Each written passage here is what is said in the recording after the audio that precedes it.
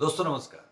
यदि किसी करदाता को आईटीआर भरते समय रिफंड क्लेम करने का मौका मिलता है, तो उसकी खुशी का कोई ठिकाना नहीं होता कि अरे वाह, मैं अपनी रिटर्न भर रहा हूं और उसमें रिफंड क्लेम करूंगा।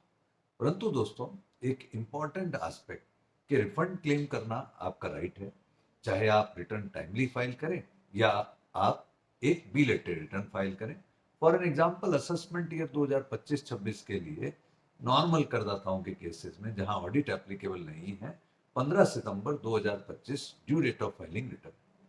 लेकिन 15 सितंबर के बाद भी करदाताओं को प्राइमा फेसाई 31 दिसंबर तक रिटर्न भरने का ऑप्शन रहेगा और रिफंड क्लेम करने का ऑप्शन भी रहेगा। इस शॉर्ट से मैं डिस्टिंग्विश करना चाहता हूं उन करदाताओं के बीच जो 15 सितंबर तक टाइमली रिटर्न भर के रिफंड क्लेम करेंगे और जो 15 सितंबर के बाद एक बिलेटेड रिटर्न भर के रिफंड क्लेम करेंगे।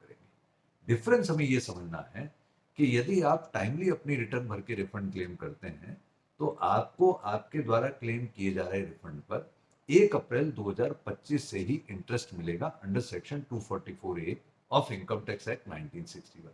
इसके विपरीत यदि आप बिलेटेड रिटर्न भरेंगे, फॉर एन एग्जांपल किसी ने 1 अक्टूबर 2025 को असेसमेंट ईयर 25-26 की रिटर्न भरी, तो उस करदाता को फिर 1 अप्रैल 2025 से रिफंड पर इंटरेस्ट की कैलकुलेशन नहीं होगी।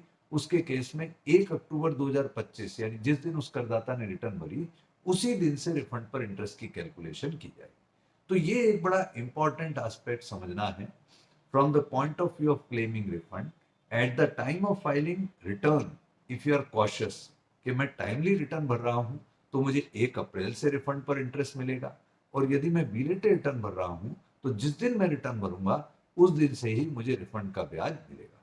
तो इससे बहुत से करदाता प्रेरित होंगे, विशेष रूप से वो जो रिफंड क्लेम करने वाले हैं, कि वो टाइमली अपने रिटर्न भरें और अपना रिफंड क्लेम करने का राइट एक्सरसाइज करें। Thank you.